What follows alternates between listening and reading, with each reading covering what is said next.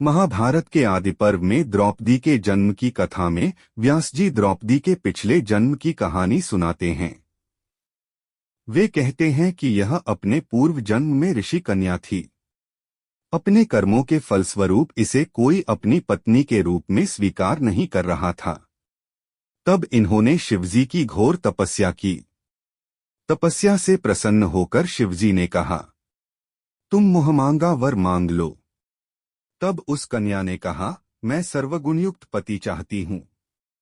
तब भगवान शंकर ने कहा, तुझे 5 सभी गुणों वाले पति प्राप्त होंगे। कन्या बोली, मैं तो आपकी कृपा से एक ही पति चाहती हूँ। तब शंकर जी ने कहा, तूने पति प्राप्ति हेतु मुझसे 5 बार प्रार्थना की है। मेरी बात अन्यथा नहीं हो सकती। दूसरे जन्म में तुझे 5 ही पति प्राप्त होंगे। महाभारत से अंदर एक अन्य कथा के अनुसार द्रौपदी के 5 पति थे, लेकिन वो अधिकतम 14 पतियों की पत्नी भी बन सकती थी। इसका कारण द्रौपदी के पूर्व जन्म में छिपा था। पूर्व जन्म में द्रौपदी राजा नल और उनकी पत्नी दमयंती की पुत्री थीं। उस जन्म में द्रौपदी का नाम नलिनी था। नलिनी ने भगवान शिव से आशीर्वाद पाने के लिए कड़ी तपस्या की। भगवान शिव जब प्रसन्न होकर प्रकट हुए तो नलिनी ने उनसे आशीर्वाद मांगा कि अगले जन्म में उसे 14 इच्छित गुणों वाला पति मिले।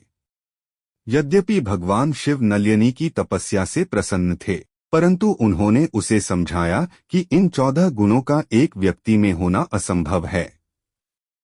किंतु जब नलिनी अपनी जिद पर अड़ी रही तो भगवान शिव ने उसकी इच्छा पूर्ण होने का वरदान दे दिया। इस वरदान में अधिकतम 14 पति होना और प्रतिदिन सुबह स्नान के बाद पुनः कुंवारी होना भी शामिल था। इस प्रकार द्रौपदी भी पंचकन्या में एक बन गईं। नलिनी का पुनर्जन्म द्रौपदी के रूप में हुआ। द्रौपदी के इच्छित 14 गुण 5 पांडवों में थे। युधिष्ठिर धर्म के ज्ञानी थे। भीम 1000 हाथियों की शक्ति से पूर्ण थे। अर्जुन अद्भुत योद्धा और वीर पुरुष थे। सहदेव उत्कृष्ट ज्ञानी थे। व नकुल कामदेव के समान सुंदर थे। मित्रों, वीडियो अच्छी लगी हो तो लाइक सब्सक्राइब कर लीजिएगा। जय श्री कृष्णा।